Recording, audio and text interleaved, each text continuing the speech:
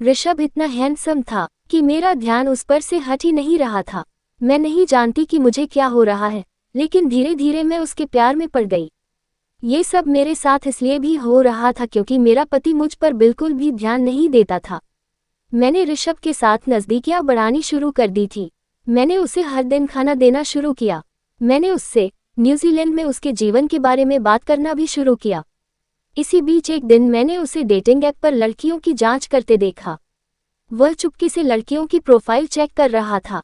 मैं नहीं जानती कि मुझे एकदम से क्या हुआ, लेकिन उसी रात मैंने उसी डेटिंग ऐप को डाउनलोड किया जिसका इस्तेमाल ऋषभ करता था और अपनी एक नकली प्रोफाइल बनाई। मैंने सूर्यास्त की ओर फेस करते हुए अपनी एक बहुत ही सुंदर तस्वीर लगाई ताकि वह मेरा चेहरा न देख सके। यही नहीं, जैसे ही मैंने एक दिलचस्प बायो ऐड किया वह मुझसे कनेक्ट हो गया।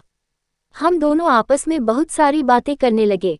प्यार भरी बातें करने के मामले में ऋषभ भी बहुत ज़्यादा रोमांटिक था। वह मेरी दूसरी तस्वीरें भी देखना चाहता था, लेकिन मैंने ये कहते हुए देरी कि थोड़ा रहस्य बनाए रखना भी रिश्ते के लिए बेहतर है।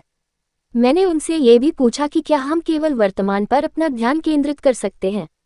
हम दोनों हर पल में रोमांटिक महसूस कर सकते हैं। वह इसमें राजी हो गया। धीरे धीरे हम दोनों एक दूसरे से फ्लर्ट करने लगे। हमने एक दूसरे से सेक्स के बारे में भी बात की। इसमें मुझे कुछ भी गलत नहीं लगा, शायद ऐसा क्योंकि मैं उसके साथ हर पल का बहुत ही ज़्यादा आनंद ले रही थी। हालांकि कहीं न कहीं मैं जानती थी कि यह सब बहुत गलत था, लेकिन मैं खुद को रोक नहीं सकी। कुछ ही हफ्तों में हम दोनों के एक दूसरे के बहुत करीब आ गए। हम दोनों एक दूसरे से जुड़ने लगे थे। इसी बीच ऋषभ ने मुझसे मिलने को लेकर जिद करनी शुरू कर दी। वह मुझसे मिलना चाहता था, लेकिन मेरे लिए ये किसी भी तरह से संभव नहीं था।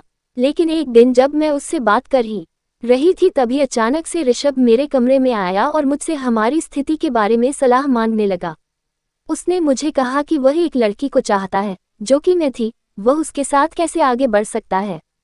पहले तो मुझे आश्चर्य हुआ कि वह मुझसे सलाह मांगने क्यों आया है, लेकिन मैंने उसे सामान्य सुझाव देते हुए अपने कमरे से बाहर भेज दिया।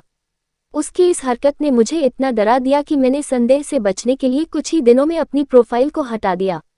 शायद ऐसा मैंने इसलिए भी किया क्योंकि मैं इस तरह के गंदे रहस्य और झूठ के साथ पकड़ी नहीं जा सकती थी।